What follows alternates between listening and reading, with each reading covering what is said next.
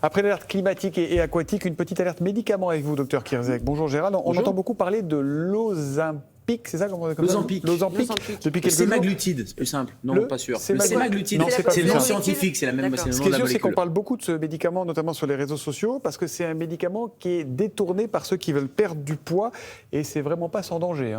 Oui, c'est un peu une star des réseaux sociaux, mais surtout, et vous voyez le titre du Parisien, l'assurance maladie commence à s'inquiéter des centaines de milliers d'euros liés au mauvais usage. Alors, soit détournement d'usage, fausses prescriptions, fausses ordonnances, achats un peu partout sur Internet, etc. En fait, c'est un stylo injectable qui est réservé aux diabétiques. Quand je disais que le nom de la molécule, c'est le sémaglutide, c'est un médicament. Quand vous êtes diabétique et que les autres lignes de traitement n'ont pas fonctionné, vous pouvez passer au sémaglutide. Ça régule vos hormones et ça permet de faire baisser le taux de sucre, de faire baisser la glycémie, sauf que c'est utilisé avec un objectif, c'est d'aller chercher l'effet secondaire, parce que l'effet secondaire, c'est de baisser l'appétit.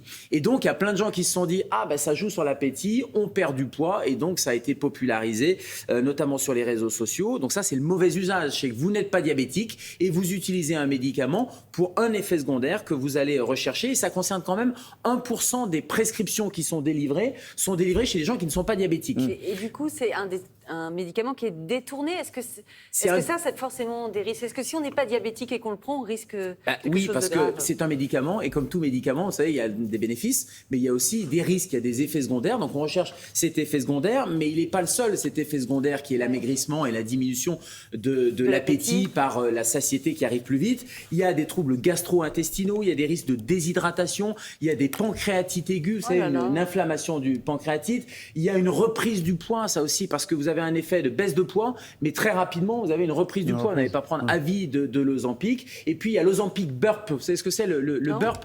C'est des roses, des éruptations, tout simplement. Et il y a pas mal de gens, notamment Elon Musk, qui disaient, bah oui, un effet secondaire, il en prenait. Un effet secondaire, c'est d'avoir ces espèces d'éruptations.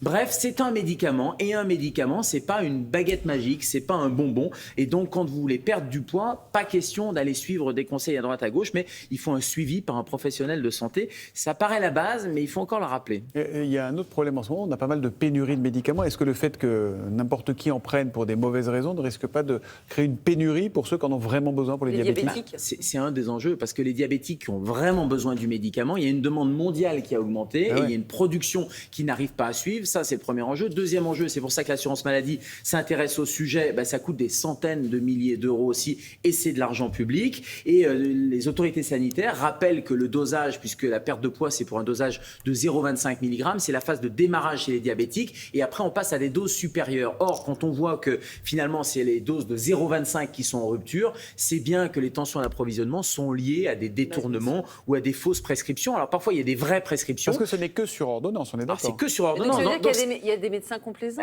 Voilà, il y a des collègues très probablement qui font des indications qui sont un peu en dehors des clous. Donc ça, c'est un vrai problème de prescription en dehors des indications. Et puis il y a un trafic d'ordonnances aussi, et ça c'est autre chose, parce qu'on voit bien que ça peut rappeler aussi ces détournements d'usage ou ce mauvais usage, une affaire célèbre, le Mediator. C'est-à-dire qu'il ne faut jamais négliger le Mediator. Il y a eu 1500 à 2000 décès liés là aussi sur un médicament dont un des effets secondaires c'était l'amaigrissement, et qui était utilisé uniquement à ces fins-là. 1500 décès, il ne faut jamais l'oublier.